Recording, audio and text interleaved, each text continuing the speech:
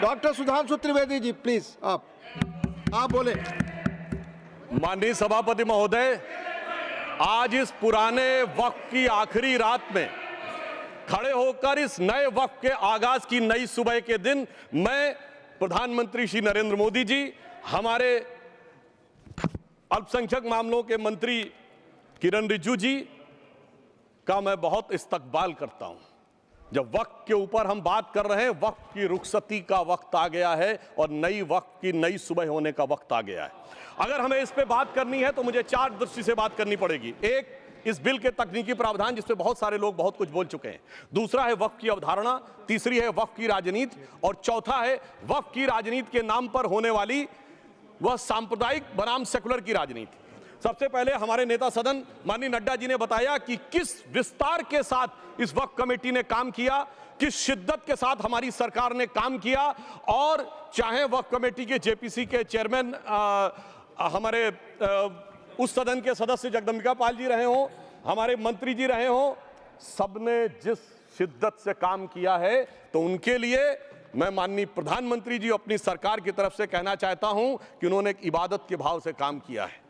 तो मैं कहना चाहता हूं, इबादतों की तरह मैं ये काम करता हूं, अपने फर्ज को झुककर सलाम करता हूं।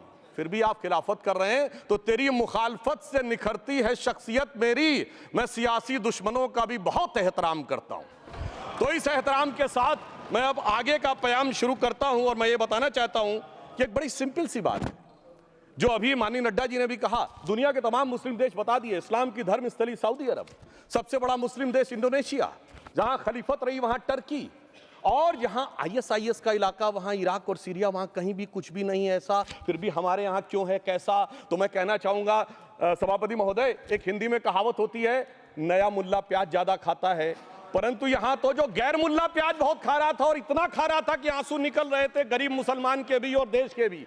इसलिए मैं कहना चाहता हूं सभापति महोदय, अगर छोड़ दीजिए भारत की बात करिए, तो क्या ऐसी कोई शक्ति सिखों के पास है, ईसाइयों के पास है, यहूदियों के पास है, पारसियों के पास है? नहीं है।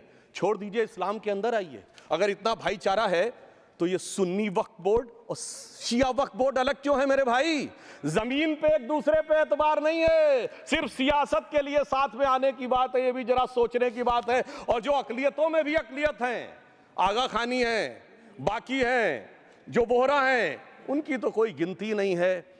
हमारी सरकार ने पहली बार मुस्लिम समाज के अंदर भी ईमानदारी से सबको समान प्रतिनिधित्व देते हुए एक नई सुबह के नए वक्त का आगाज किया है। इसके लिए मैं सरकार को बधाई देना चाहता हूं।